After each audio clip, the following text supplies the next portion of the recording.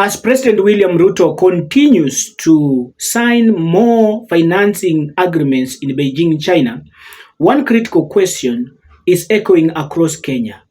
How much more debt can this country carry before the weight crushes its people? Kenya, we must be very prudent in the management of our debt.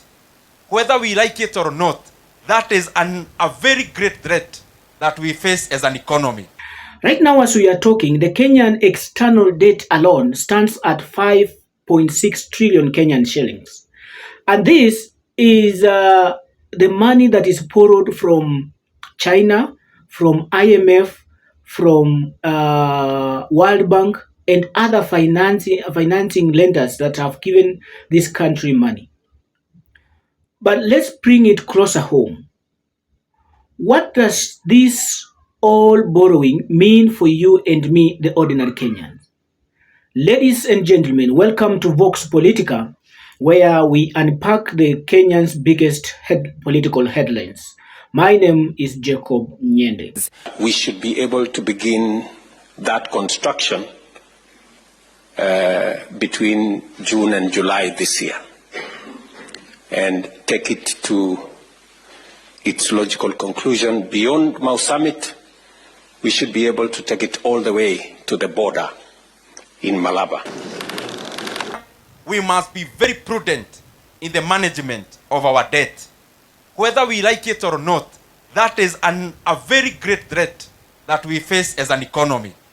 Ukiangalia fedha ambazo tunakopa kama nchi, I believe there is another better way we can manage our public resources bila kuongezea Wakenya hapo beleni madeni kubwa.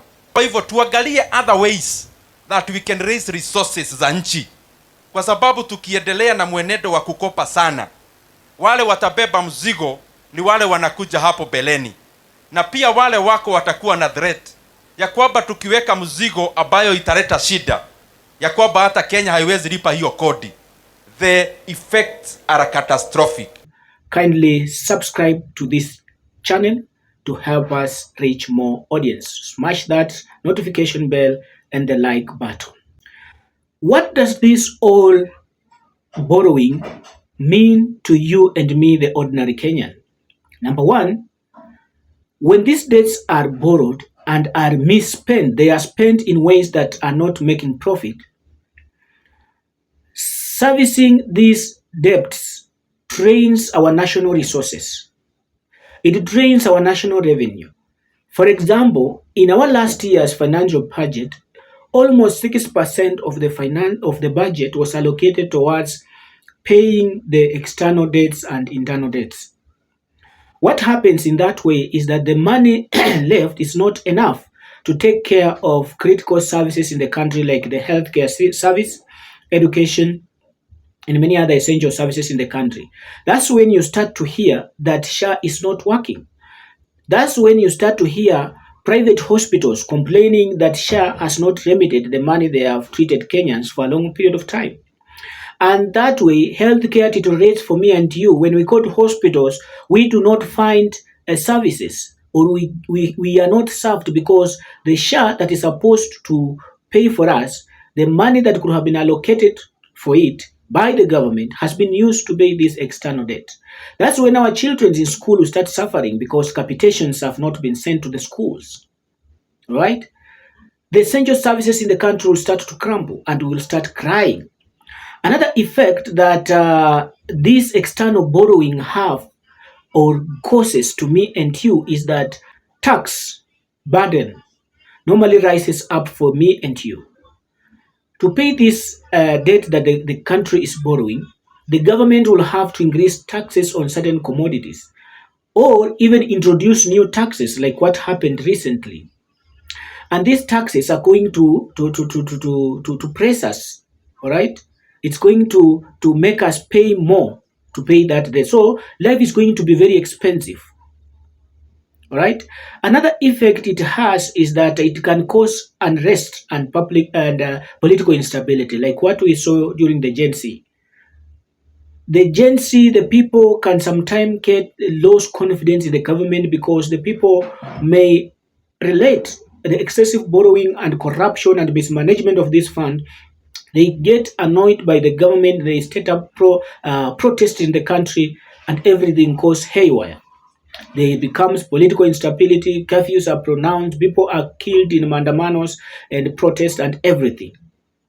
Another thing is that what this can bring is that this excessive borrowing sometimes causes what we call economic dependence and loss of sovereignty for a country. What do I mean by loss of sovereignty for a country? Like, for example, when IMF is lending us money, sometimes it attaches conditions, gives the country conditions. It can manipulate the policies of the country, and sometimes you find that the individual or domestic priorities may be sidelined in favor of the loan conditions. In that way, the country will lack its sovereign power to make its own policy the way it wants and decide freely. It will be influenced by the international community, right? Another effect that this excess borrowing has to us is that it causes unemployment among the youth, because the money that could have been used to create job opportunities, to put up industries and create jobs in this country, is being used to pay external debts to other countries. So the youth become unemployed, and many of them actually migrate and go to other countries to look for green pastures. What do you think can be done by the Kenyans, because the constitution gives the Kenyans the mandate and the power to exercise their power, or they may exercise through their appointed leader? What do you think Kenyans can do, and as a country, to stop this excessive borrowing so that we can make life better for our country and our future children? Let's discuss that in the comment section below, and let me know what are your thoughts on this excessive borrowing.